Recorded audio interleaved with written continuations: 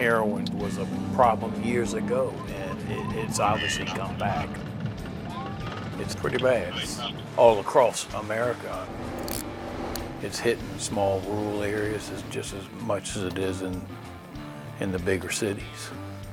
Like white male, dirty blonde, maybe even reddish tinted hair, low cut. We have a pipeline running through Nash County in I-95.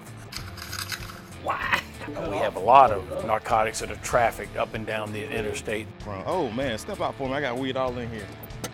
We're not far from I-40, which runs east and west, coming out from Texas and going out to the coast here in North Carolina. My job is to stop the flow of narcotics into Nash County by making arrests. You ever been in jail? It's not like TV. And investigating the individuals who are trafficking it into Nash County on up the chain. What the? You have to keep the pressure on constantly. I mean, it's a war. It's a drug war out there.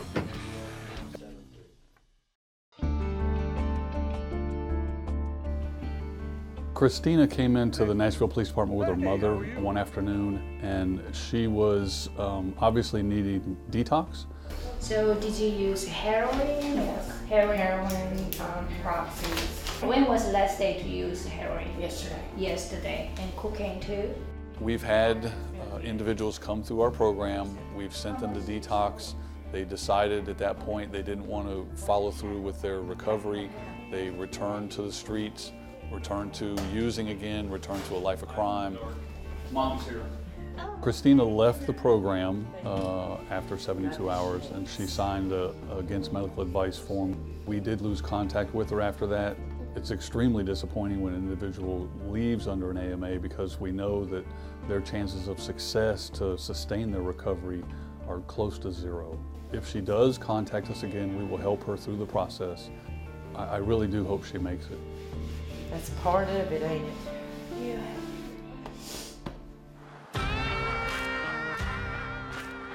Are we relaxing or are we working?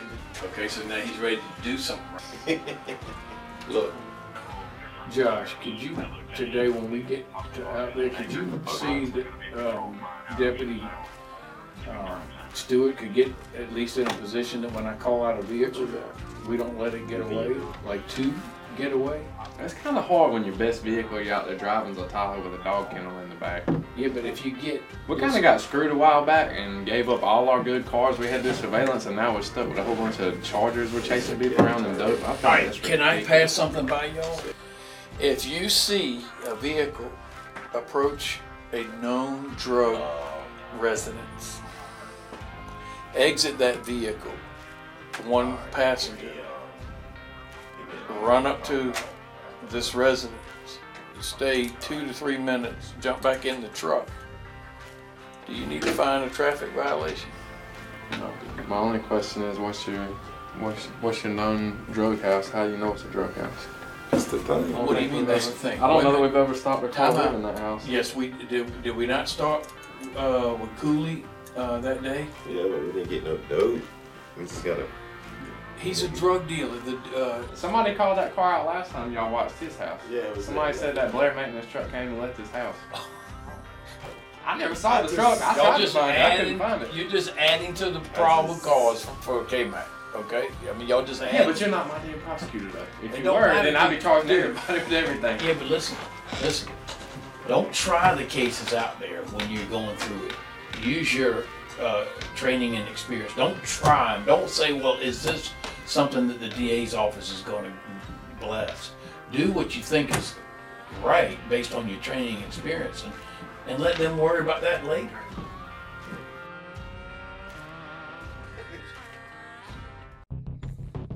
You'll hear from me before then. I'm in favor of the task force. I have an officer that works on that task force as well. But the system doesn't differentiate between someone who has an intention of breaking the law and someone who has a disease. So Shelley, just tell me why you're here first of all. I'm here, I have trafficking heroin charges. Okay. Basically, I was in a hotel room. I went to the room to see some friends and, of course, to get high, and I wasn't there 15 minutes, and the police came knocking on the door, and there was a guy in there that had a bunch of drugs, and he, like, set him on the bed, and basically nobody would admit, you know, whose it was, so they charged all of us with the heroin. Trafficking charges are pretty serious. Yeah. Now, when you were using, how many bags were you using a day? When I started IV using, I was doing probably 20 a day, 20, 30. I think I've probably only not been able to help one person that we've gone over there to the jail to work with. And there's a few questions that I usually ask individuals where I can get a pretty good gauge of whether or not they're just trying to say the right things and get out of jail and not follow through with a treatment plan. And so are you willing to go to a long-term treatment facility? Yes, sir. How long are you willing to go for? Any amount of time. I'm ready to fix my life and, you know. Okay. So most of the places that we recommend individuals to go to are, you know, they're anywhere from 6 months to 2 years long. So you don't have a problem with any of those? No, okay. Not at all. Now, what kind of family support do you have? None right now. And why is that? Because of the drugs. Okay. Were you lying, stealing? No, I've never stolen anything from my family, anything like that. They just do not approve of it. Right. Do they understand the disease itself, or they just think it was a choice you made? Just a choice. Okay. Do you talk to any of them? No. For the past 10 years, I've had my own place, I've had a car, I've had everything that I always wanted up until the past couple of years. Like, I've lost everything. I'm down to nothing now. Okay. Did you have a good Including relationship? my family. I have a twin brother. We've always been really close, and he wanted to speak to me. He won't even talk to you. Okay. I need you to start working on an autobiography. Anywhere from like 3 to 5 pages. Talks about your past drug use and then why you want to stop. Okay. In the meantime, I will get some applications for you to fill out for those facilities. And then if you get accepted, then we'll get a letter from them, and then we'll work on through your attorney to try to get your case handled. Usually, I say usually, they can do a couple things. They can defer your charges until you go complete a program, or they could try to get you to plead to a lesser charge, so not trafficking, but possession charge, and then make it part of your probation that you go and complete the program. So there's all kinds of options out there, but like I said, I just need to be patient. Okay. All right? Just arresting people and putting them in jail is not going to solve any problems.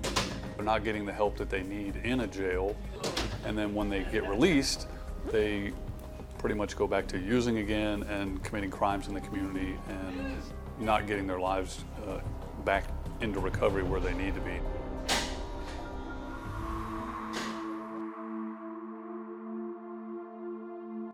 God love those who have the patience to help. I'm very sympathetic, but I'm a cop and I have a different approach and I have a different job. Black car turned in. I'm trying to find it now. Look right and left, because I think he dipped off this road. We ride around the streets of Nash County. Headed back towards Church Street. What I would characterize as aggressive patrol. Looking for individuals who, based on several characteristics we pick up on, and we're able to tell that they may be about to commit a narcotics violation. She made that first left after she got off of Dexter. I noticed a white female driving a Jeep Cherokee. She looked like she was, I would call it, trolling the streets to look for dealers that stand out on the street corners. Ramek's got her. Jason, come up quick in the front. One of my guys pulled up behind her vehicle to approach. As he did, he immediately noticed off to the left side of his vehicle that this individual was coming through what we call the cut in between the houses. I felt it was important I go over there and kind of figure out who he was. So, Corey. Yes, sir. Street and Yeah, that's my address now. now, Are you, Corey, let me see, before I ask, I'm gonna look myself. Are you on federal probation? Yes, sir. I was obviously concerned as to where he had the drugs concealed on him because he came over there to make the transaction and we just drove up too soon. Open it up, bro. He just swallowed that. Probably did. He had a rocket. Crack is a beige rock-like substance, and it looked like he had some residue on his tongue. And I basically told him he swallowed it. He denied it. Based off of some other information we received from the female, it was clear, without a doubt, unequivocally, that he was about to make a transaction with her. Man, I was that close. Going back to federal prison. I heard you. You hear me? So I'm gonna tell you what, I'm gonna give you a little advice that you probably already know, but if I were you, I wouldn't be hanging over there on Dexter Street. A man just got killed not long ago, right? Okay. Bruh. You know what they say? Catch you later. Get it? I heard that Get before. it? Get it? I heard that before. Get it? I heard it Catch you later. I'm going to the store. All right. Same way I was doing. I'll catch you later. Ain't that changed. All right, bro.